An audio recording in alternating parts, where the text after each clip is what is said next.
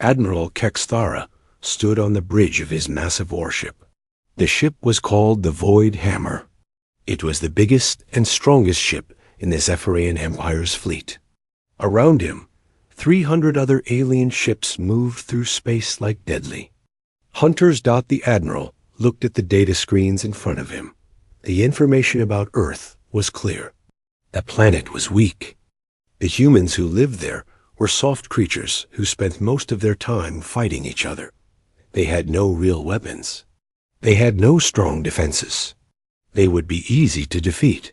For 100 years, the Zephyrian Empire had been taking over. Star systems.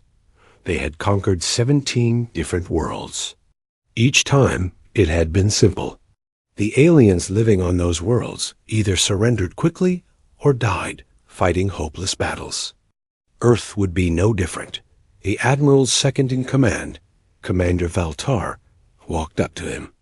"Sir, our scouts report that the humans have noticed us. They are gathering their ships." Kexthara laughed. It was a cold, harsh sound. "How many ships do they have?" 47, sir. "All of them are small and weak compared to ours." The Admiral nodded. "Good. We have 300 ships. Each one of our ships is stronger than 10 of theirs.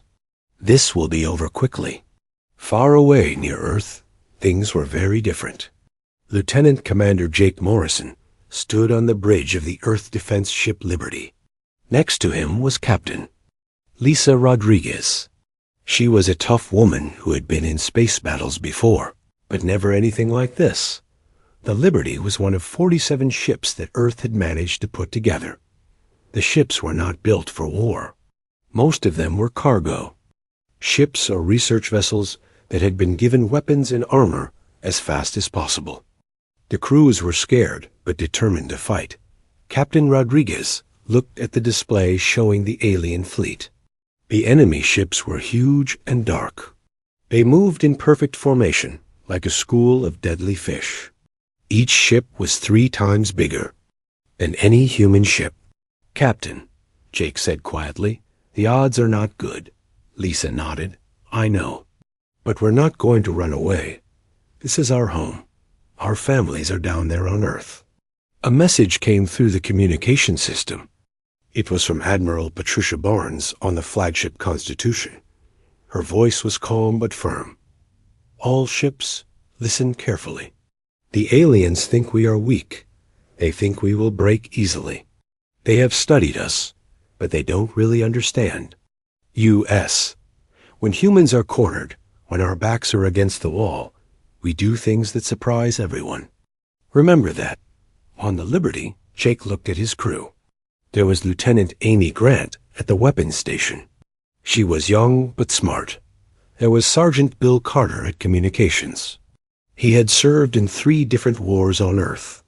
There was Dr. Helen Moore, who was supposed to be a scientist, but now operated the ship's shields. Each person knew they might die today, but none of them talked about running away. They talked about their families. They talked about their friends. They talked about protecting Earth. Back on the Void Hammer, Admiral Kexthara was getting reports from his scouts. "Sir, the human ships are moving into defensive positions. They seem to be preparing for battle." "Excellent," the Admiral said. "Are they trying to run away?" "No, sir. They appear to be planning to fight." Kexthara was surprised. "Really? With only 47? Small ships against our 300? These humans are either very brave or very stupid." Commander Valtar studied the data. "Sir, our intelligence reports say that humans are known for fighting each other constantly. Maybe they don't understand how outmatched they are." "It doesn't matter," the Admiral said. "Brave or stupid, they will all be dead soon. Order the fleet to assume attack formation. We will destroy them quickly and then take their planet." The alien ships began to move into a pattern that looked like a giant claw. This was called the Kextharan Pincer. It was a formation that had destroyed many enemy fleets before. The ships on the outside would attack from the sides while the ships in the middle would charge straight forward. No enemy had ever escaped from this trap. On Earth, people watched the sky with fear. They could see the lights of the alien ships even during the day. Children asked their parents if they would be safe. Parents tried to be brave, but they were scared too. In the deep space between Mars and Jupiter, Colonel Martin Hughes sat in a secret military station. He was watching everything happen on his screens. Next to him, Dr. Rebecca Stone was working with complex equipment that most people had never seen before. "The alien fleet is getting closer," Martin said. Rebecca nodded, without looking up from her work. "Good. Let them come. They think they know what they're fighting, but they have no idea." "Are you sure this will work?" Martin asked. Rebecca smiled. It was not a happy smile. It was the smile of someone who knew a secret. "Oh, it will work." The aliens studied our ships. They studied our weapons. They studied our military. But they never studied our science. They never looked deep enough. Back in space, the human fleet was getting ready. Captain Rodriguez opened a communication channel to all the ships. "This is Rodriguez. Remember, we are not just fighting for ourselves. We are fighting for every human who has ever lived. We are fighting for every human who will ever live. Earth is depending on us." Lieutenant Commander Jake Morrison checked his weapons one more time. The alien fleet was getting closer. Soon, the battle would begin. But Jake had a strange feeling that this battle would be different from what anyone expected. The aliens thought. They were fighting weak humans with small ships and old weapons. They thought this would be easy. They were about to learn that humans were much more dangerous than they looked. Admiral Kexthara gave his final order. "All ships, prepare to attack. Show these humans what happens when they stand against the Zephyrian Empire." The alien fleet moved forward like a wave of death, ready to crush the small human fleet. But the humans were ready too. They had been getting ready for much longer than anyone knew. The alien fleet reached the edge of Earth's solar system. 300 dark ships moved through space like hunting wolves. They expected the human ships to either run away or attack desperately. Instead, something strange happened. The human fleet was waiting for them, but they were not attacking. They were not running either. The 47 Earth ships just sat there in space, engines running, weapons ready, but not moving. Admiral Kexthara was confused. What are they doing? Why? Aren't they attacking or running? Commander Veltar checked his instruments. "Sir, they appear to be waiting for something." "Waiting for what? Their destruction?" The Admiral laughed, but he felt uneasy. Captain Lisa Rodriguez sat on the bridge of the Liberty. She looked calm, but her heart was beating fast. Everything depended on the next few minutes.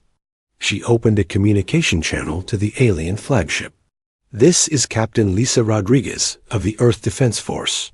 You are not welcome in our space. Turn your ships around and leave now. If you do, we might let you go home alive." The translation systems on the alien ships turned her words into the Zephyrian language. Admiral Kexthara heard the message and began laughing so hard that his whole body shook. "Did you hear that?" he said to his crew. "This tiny human with her tiny ship is threatening us. She says she might let us live." The other aliens on the bridge began laughing too.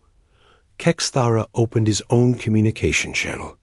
"Little human, you are very funny. We have 300 ships. You have 47. Each of our ships is bigger and stronger than yours. Surrender now, and we will kill you quickly instead of slowly." On the Liberty, Lieutenant Commander Jake Morrison shook his head. "Captain, they're not taking us seriously." "Good," Lisa said quietly. "That's exactly what we want." What the aliens did not know was that the human fleet was not really Earth's defense. The real defense was something much bigger and much more dangerous. While the aliens focused on the ships they could see, they completely missed what they could not see. On the moon, Colonel Martin Hughes was working in a secret base buried deep underground. The base was so well hidden that even most humans did not know it existed. Martin was talking to Dr. Rebecca Stone, who was on Mars in another secret facility. "Rebecca, are you ready?" Martin asked through their private communication system. "Almost," she replied. "The gravitational devices are charging." How long do we need to keep the aliens busy?" "Give me 15 more minutes. Then we can show them what Earth really has." Dr. Rebecca Stone was working with technology that was beyond anything most people could imagine. For 30 years, human scientists had been studying strange artifacts found in the asteroid belt. These artifacts were left behind by an ancient alien race that had disappeared millions of years ago. The artifacts had taught humans how to control gravity itself. Not just regular gravity, but the basic forces that held the universe together. It was the most dangerous technology ever discovered, and Earth had kept it completely secret. Back in space, the alien fleet was moving into attack position. Admiral Kex Thara was getting impatient. "These humans are wasting our time. Order all ships to prepare for battle. We will destroy them quickly, and then take their planet." But Captain Rodriguez had one more surprise. She opened the communication channel. Again, "Admiral Kex Thara, before you attack, I want to ask you something. Have you ever heard of the saying, 'Don't poke a sleeping bear'?" "What is a bear?" the Admiral asked. "A bear is an animal on our planet. Most of the time, bears are peaceful. They just want to be left alone. But if you attack a bear, if you threaten its family, it becomes the most dangerous thing you can imagine. Earth is sleeping right now, Admiral. We are the bear. Are you sure you want to wake us up?" Kex Thara was getting angry. "Enough of this. You cannot threaten us with your weak ships and your silly animal stories. Attack formation now." The alien ships began to move. They spread out in a Kex Tharan pincer formation that had destroyed so many enemies before. The ships on the outside would attack from the sides, while the center ships charged straight at the human fleet. Lieutenant Amy Grant, the weapons officer on the Liberty, watched the alien ships move. "Captain, they're doing exactly what we hoped they would do." "Perfect," Lisa said. "Martin, are you seeing this?" On the moon, Colonel Martin Hughes was watching everything through powerful telescopes and sensors. "Yes, I see it. They're positioning themselves exactly where we need them. Rebecca, start the first phase." On Mars, Dr. Rebecca Stone pushed a series of buttons. Deep under the surface of the red planet, machines that had been built in secret over many years began to wake up. These machines could bend space and time itself. The aliens had no idea that Mars was not just a planet. It was a weapon. The entire planet had been turned into a giant gravity manipulator. And Mars was just the beginning. Commander Kyle Peterson was the captain of a small human ship called the Defiance. His ship was one of the oldest and weakest in the fleet. But Kyle was not worried. He knew something the aliens did not know. "Lieutenant Grant," he said to his weapons officer, "are you ready to give these aliens the surprise of their lives?" "Yes, sir. All systems are ready." The alien fleet was almost in position. Admiral Kex Thara was confident that the battle would be over in minutes. His ships had better weapons, better shields, and better armor. The humans had courage, but courage was not enough against overwhelming force. "All ships, target the human vessels."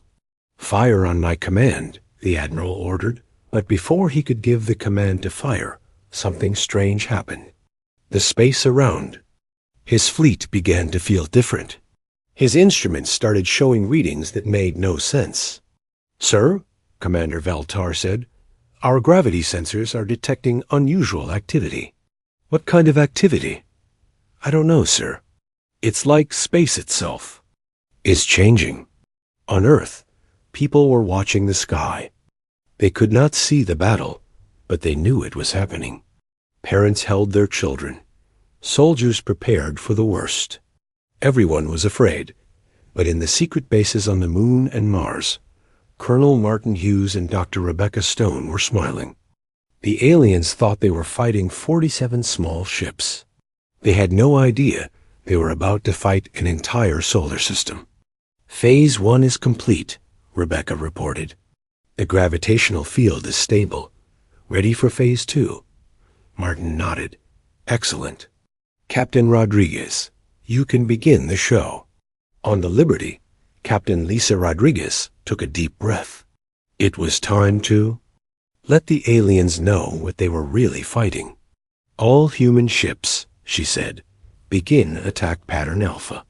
Let's get their attention while the real weapons get ready. The human fleet suddenly came to life. All 47 ships accelerated toward the alien fleet at maximum speed. It looked like a desperate, hopeless charge against impossible odds. Admiral Kexthara smiled. There we go. Now they are acting like the desperate creatures they are. All ships, open fire. Destroy them all.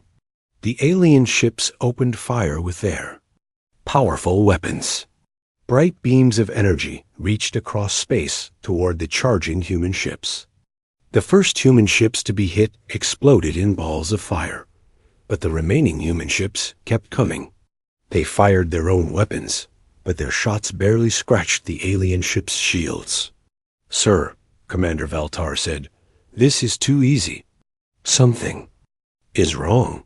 Admiral Kexthara was too focused on the battle to listen. Nothing is wrong. We are winning, just as we always do. But deep in space, invisible to the alien sensors, the real battle was about to begin. The battle in space looked like it was going exactly as Admiral Kexthara had planned.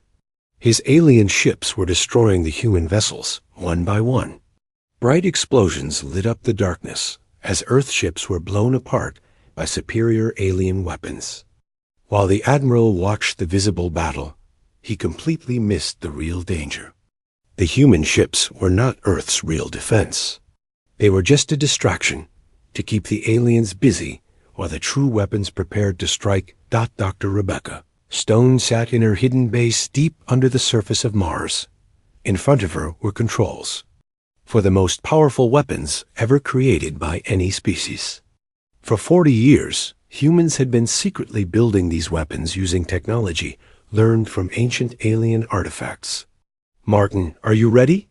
She asked through her communication system. On the Moon, Colonel Martin Hughes was also sitting in front of powerful controls. Ready, Rebecca. The aliens are in perfect position. They have no idea what's about to happen. The truth was that humans had never planned to fight the aliens with spaceships. Earth's real defense was much more clever and much more deadly. Humans had turned their entire solar system into a weapon. Every planet, every moon, every large asteroid had been secretly equipped with gravitational manipulation devices. These devices could bend space and time itself. When working together, they could do things that most species would think were impossible. Admiral Kexthara was feeling very pleased with himself. Half of the human fleet was already destroyed. The remaining ships were damaged and running out of ammunition. Victory was certain. Commander Veltar, prepare boarding parties, he ordered. Once we finish destroying their ships, we will land on their planet and take control. But Commander Veltar was looking at his instruments with worry. Sir, I'm still getting strange readings from our gravity sensors. The readings are getting stronger. Ignore it, the Admiral said. Focus on destroying the remaining human ships. What? The aliens did not understand was that the gravity readings were not a mistake. The readings were showing the beginning of humanity's real attack. Captain Lisa Rodriguez was on the bridge of the Liberty, one of the few human ships still fighting. Her ship was badly damaged. Half of her crew was dead or wounded. But she was not giving up. Jake, she said to Lieutenant Commander Jake Morrison, Send the signal. It's time. Jake activated a special transmitter that sent a coded message to every hidden base in the solar system. The message was simple. Wake up. On Mars. Dr. Rebecca Stone received the signal. She placed her hand on a red button that she had hoped she would never have to use. Beginning Phase 2, she said, and pushed the button. Immediately, machines buried miles beneath the surface of Mars came to life. These machines began to change the gravitational field around the red planet. Mars itself began to act like a giant magnet, but instead of attracting metal, it was attracting space and time. The effect was invisible, but the alien ships felt it immediately. Admiral Kexthara watched in confusion as his instruments began showing impossible readings. "What is happening?" he demanded. "Sir, our ships are being pulled toward Mars, but Mars is not big enough to have this much gravitational force." "That's impossible." But it was happening. The alien ships closest to Mars found themselves being pulled toward the planet by a force much stronger than Mars's natural gravity. The ships tried to use their engines to break free, but the gravitational pull was too strong. On the Moon, Colonel Martin Hughes activated his own devices. The Moon had been turned into a gravitational amplifier. It took the power being generated by Mars and made it 10 times stronger. But that was not all. Hidden bases on Jupiter's moons activated their own weapons. The asteroid belt, which the aliens had ignored as just floating rocks, began to move in patterns that were clearly not natural. Commander Kyle Peterson, captain of the damaged Earth. Ship Defiance watched in amazement as asteroids the size of mountains began moving toward the alien fleet. But these asteroids were not just flying randomly. They were moving in perfect coordination, like they were being controlled by a single mind. "Sir," his weapons officer said, "the asteroids are creating a pattern around the alien fleet." Kyle smiled for the first time since the battle began. "They're not just asteroids anymore. They're part of the weapon." Admiral Kexthara was beginning to panic. His fleet, which had been in perfect attack formation just minutes ago, was now scattered and confused. Ships were being pulled in different directions by gravitational forces that should not exist. "All ships break formation and retreat," he ordered, but retreat was not possible. Every time his ships tried to move away from one gravitational field, they were caught by another one. It was like being trapped in a maze made of invisible walls. Dr. Rebecca Stone was monitoring everything from Mars. Phase 2 is complete. Beginning Phase 3. Martin, are you ready to show them what the sun can do? Colonel Martin Hughes looked at his most powerful controls. These were connected to devices that had been placed in orbit around the sun itself. "Ready, Rebecca? Let's give them a demonstration." For 20 years, human scientists had been secretly placing gravitational manipulators in orbit around Earth's sun. These devices could focus and direct the sun's energy like a lens focuses light. But instead of focusing light, they could focus the fundamental forces of the universe. The sun began to pulse with a natural rhythm. The light it gave off changed color slightly. On Earth, people noticed that the sky looked different, but they did not understand why. In space, the effect was much more dramatic. Beams of pure gravitational force began shooting out from the sun toward the alien fleet. These beams were invisible, but when they hit the alien ships, the results were devastating. The alien ships were not destroyed by explosions or fire. Instead, they were crushed by the force of gravity itself. Some ships were flattened like tin cans. Others were stretched out like rubber bands. A few simply collapsed into tiny balls of super-dense metal. Admiral Kexthara watched in horror as his mighty fleet was destroyed by weapons he could not even see. "What are these humans?" he screamed. "How can they control the forces of nature?" "Commander." Veltar was trying to understand what was happening. "Sir, they're not using conventional weapons. They're using gravity, space, and time as weapons. I've never seen anything like this. Lieutenant Amy Grant, aboard the damaged Liberty, was watching her instruments in amazement. Captain, the sun's output is being directed and focused. There, using our own star as a cannon. Captain Rodriguez nodded grimly. The aliens studied our ships and our weapons, but they never studied our science. They never looked deep enough to see what we were really capable of. The alien fleet was now completely trapped. Every direction they tried to move led to stronger gravitational fields. Ships that tried to escape were caught by asteroid-sized chunks of rock that moved with impossible speed and precision. Dr. Rebecca Stone prepared for the final phase. Martin, it's time to activate the quantum field generators. Let's finish this. Colonel Martin Hughes hesitated for just a moment.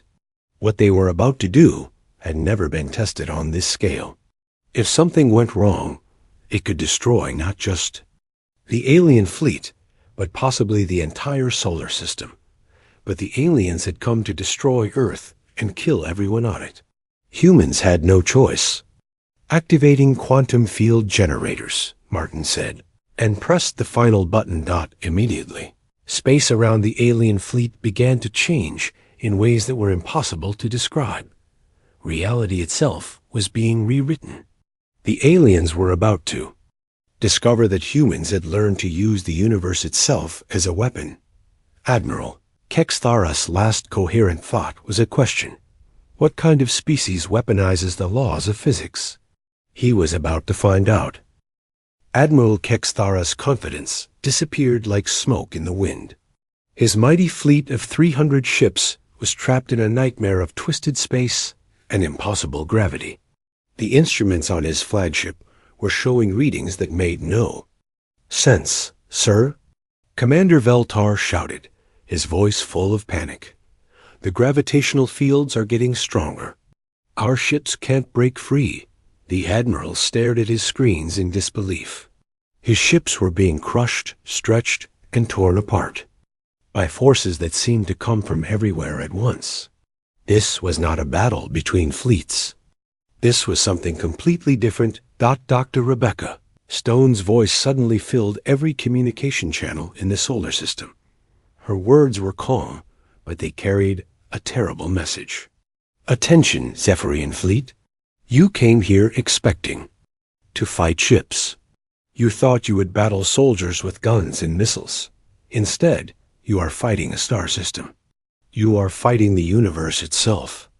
On the bridge of the Liberty, Captain Lisa Rodriguez listened to Rebecca's broadcast with grim satisfaction. The human ship was badly damaged and floating helpless in space, but Lisa was not worried anymore. Jake, she said to Lieutenant Commander. Jake Morrison, they finally understand what they're really fighting. Jake looked at the sensor readings showing the alien fleet's destruction. I almost feel sorry for them. Almost. The truth was becoming clear to Admiral Kexthara, and it was more terrifying than anything he had ever imagined. The humans had not built a defense fleet because they did not need one. They had turned their entire solar system into a weapon. Every planet was part of the weapon. Every moon was a component. Every asteroid was a bullet. The sun itself was the power source. The humans had weaponized gravity, time, space, and the fundamental forces that held reality together. Commander Veltar was desperately trying to find a way to escape. Sir, what are our orders? How do we fight this? Kexthara had no answer. How do you fight a star system? How do you battle the laws of physics themselves? On Mars, Dr. Rebecca Stone was coordinating the final attack. She was connected to hidden bases throughout the solar system. Scientists and engineers who had worked in secret for decades were now operating the most powerful weapons ever created. Colonel Hughes, she said to her partner on the moon, initiate solar collection protocol. It's time to show them what a star can do when it's properly motivated. The sun began to behave in ways that were completely unnatural. Its light pulsed in rhythm, with machines buried deep in the planets. Energy that had been building up for millions of years was suddenly focused and directed like a laser beam. Lieutenant Amy Grant, on the Liberty, watched her instruments with amazement. "Captain, the solar output is being collected and focused. The entire sun is acting like a giant weapon." The alien ships found themselves caught in beams of pure solar energy that had been concentrated into streams of destruction. But this was not ordinary solar energy. This was solar energy that had been modified by gravitational fields to become something much more dangerous. Ships that were hit by these beams did not explode. They simply stopped existing. The energy was so intense that it broke down the basic particles that made up the ships. Metal became gas. Gas became energy. Energy became nothing. Admiral Kexthara tried to contact his home world to warn them about what Earth really was. But his communication systems were not working. The gravitational fields were interfering with everything electronic. "Sir," one of his officers reported, "we're losing ships faster than I can count them. The weapons they're using, I don't even know what to call them." The asteroid belt, which had seemed like harmless floating rocks, was now moving with purpose and intelligence. Asteroids the size of cities were positioning themselves around the alien fleet like the bars of a prison. But these asteroids were not just rocks anymore. Each one had been equipped with gravitational manipulators that could create local distortions in space-time. The aliens were trapped in a maze where the walls were made of folded space. Commander Kyle Peterson, aboard the Defiance, was one of the few human survivors still conscious. His ship was barely functioning, but he could see what was happening. To the alien fleet. "This is incredible," he said to his remaining crew members. "We're not just winning. We're rewriting the rules of warfare." Colonel Martin Hughes, working from his base on the moon, was coordinating the movement of gravitational fields throughout the solar system. It was like conducting an orchestra, but instead of music, he was conducting the forces of nature. "Rebecca, the quantum entanglement fields are stable. We can begin the final phase whenever you're ready." Dr. Rebecca Stone looked at her controls. The final phase would be the most dangerous part of the plan. If it worked, the alien fleet would be completely eliminated. If it failed, the backfire could destroy Earth itself. But there was no choice. The aliens had come to destroy humanity. They had to be stopped. "Beginning quantum entanglement cascade," she announced. Throughout the solar system, devices that had been hidden for decades came online simultaneously. These devices created connections between different points in space-time. They could make objects exist in multiple places at once, or make them exist in no place at all. The effect on the alien fleet was immediate and devastating. Ships began to flicker in and out of existence. Some ships appeared to be in 2 or 3 different locations at the same time. Others simply vanished completely. Admiral Kexthara felt his own ship beginning to phase in and out of reality. One moment he was on his bridge, the next moment he was floating in empty space, then back on his bridge again. "What is happening to us?" he screamed. Dr. Rebecca Stone's voice came through the communication system one more time. "You are experiencing dimensional displacement. Your ships are being moved between different versions of reality. In some realities, your fleet never existed. In others, your species never evolved. We are simply choosing which reality becomes real." The Admiral finally understood the horrible truth. The humans had learned to control reality itself. They could decide what existed and what did not exist. They could rewrite history, change the past, and determine the future. Captain Rodriguez, floating in the wreckage of the Liberty, received a final message from the command center on Earth. "All targets are being processed. The solar system defense grid is operating at full capacity. Enemy fleet elimination will be complete in 60 seconds.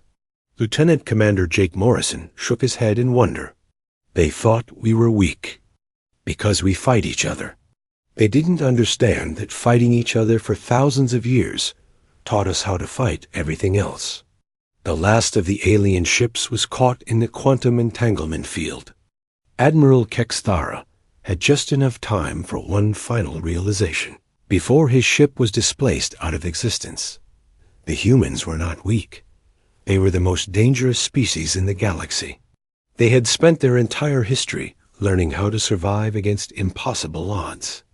When faced with extinction, they had done something that no other species had ever done. They had turned the universe itself into their weapon. The Zephyrian Empire's mighty fleet of 300 ships simply stopped existing. They were not destroyed. They were not defeated.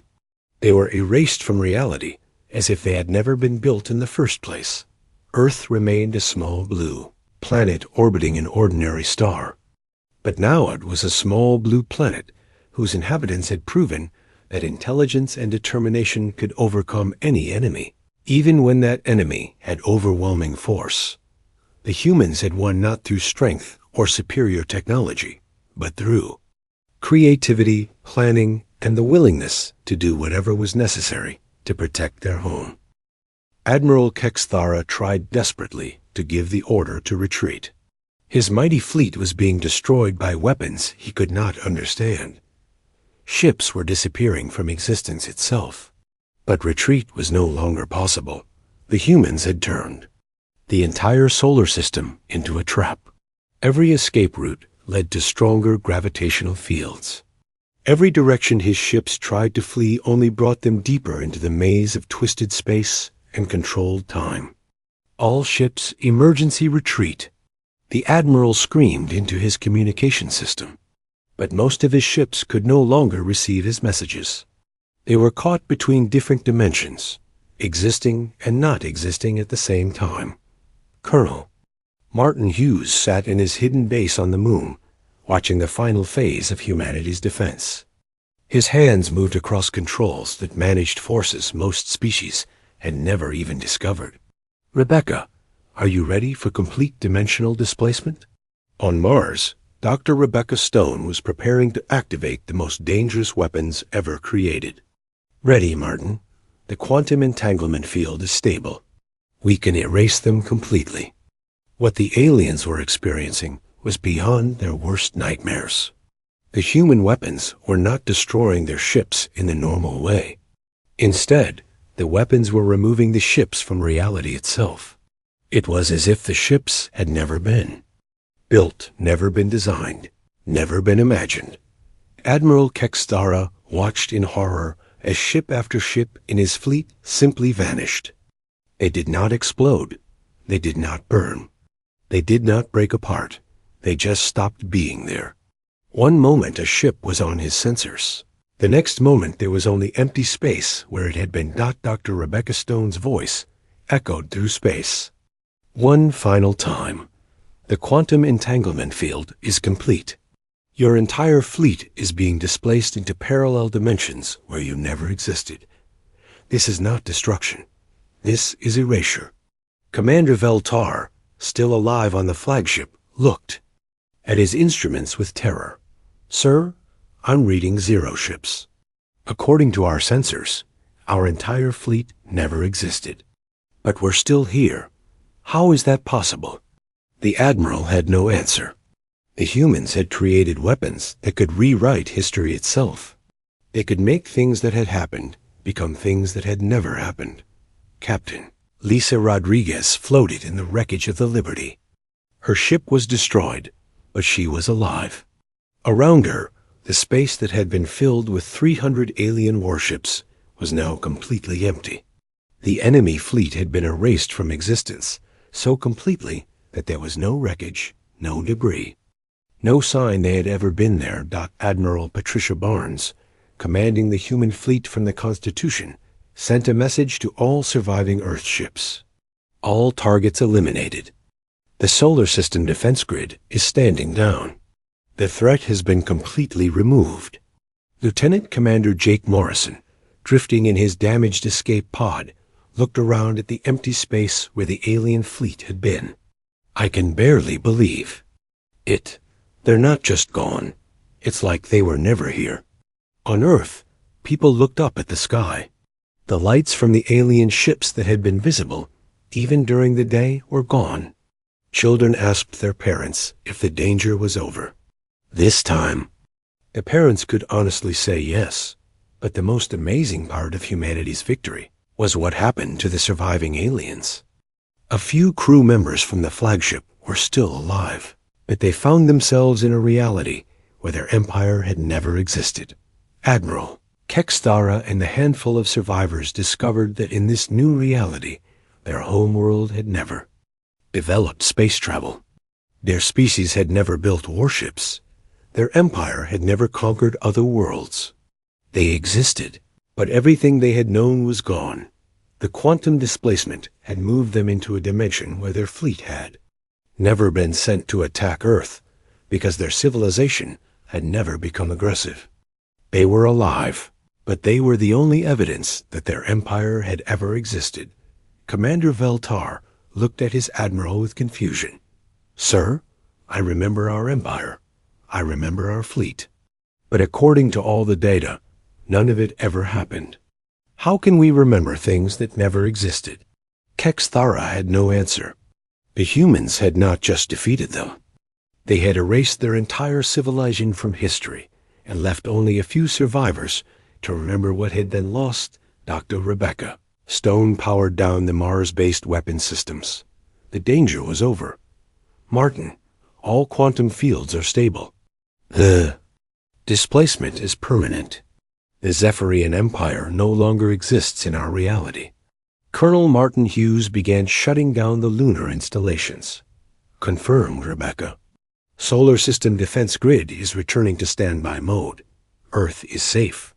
The few surviving alien crew members found themselves floating in escape pods in a universe they no longer recognized. Their powerful warships were gone. Their mighty empire was gone. Their entire way of life had been erased from existence. But they were alive, and they remembered everything. They remembered their conquest of 17 star systems. They remembered their confidence as they approached Earth. They remembered thinking that humans were weak and easy to defeat. Now they knew the truth. Humans were not weak. They were the most dangerous species in the galaxy. When threatened with extinction, humans had done something that no other species had ever imagined possible. They had weaponized reality itself. Commander Kyle Peterson, aboard his damaged ship, sent a final report to Earth Command. "This is Peterson aboard the Defiance. The alien threat has been completely eliminated. I repeat, all enemy vessels have been removed from existence. Earth is secure." On Earth, the celebration was quiet. People understood that they had been saved, but they did not fully understand how. Most humans did not know about the secret weapons that had been built throughout the solar system. They did not know that their planets and moons had been turned into components of the most powerful weapon ever created. Official story was that the alien fleet had been defeated by the brave sacrifice of the Earth Defense Force. The truth about gravitational manipulation and quantum displacement remained classified, but in the secret facilities on Mars and the Moon, scientists and engineers knew what they had accomplished. They had proven that human creativity and determination could overcome any threat. They had shown that intelligence was more powerful than brute force. Dr. Rebecca Stone sent her final report to the Secret Council that had authorized the construction of the Solar System Defense Grid. Mission complete. The alien fleet has been eliminated through dimensional displacement. No traces remain in our reality. The technology performed exactly as designed. Admiral Patricia Barnes, the highest-ranking military officer who knew the truth, added her own report. "The aliens underestimated us because they studied our military capabilities, but ignored our scientific achievements. They saw our small fleet and weak weapons. They never looked deeper to see what we were really capable of." Lieutenant Amy Grant, one of the few surviving crew members from the visible battle, was rescued by a recovery ship. As medics treated her injuries, she thought about what she had witnessed. The aliens thought we were primitive because we fight each other. They didn't understand that fighting each other for thousands of years taught us how to fight everything else, including the laws of physics. The truth was that humanity's greatest strength was not their weapons or their courage. It was their refusal to accept limitations. When told that something was impossible, humans found a way to make it possible. When faced with enemies they could not defeat through conventional means, they invented unconventional means. For millions of years, species throughout the galaxy had fought wars using ships and weapons. They battled for territory and resources, using force and technology. But humans had taken warfare to a completely new level. They had learned to fight with time itself. They had learned to use space as a weapon. They had learned to control the fundamental forces that held the universe.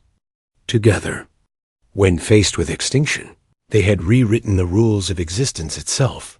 Commander Kyle Peterson's final log entry would become legendary among the few people who were allowed to read it. The aliens expected weakness because they saw our divided world and small fleet. They thought our tendency to fight each other made us vulnerable. They were wrong.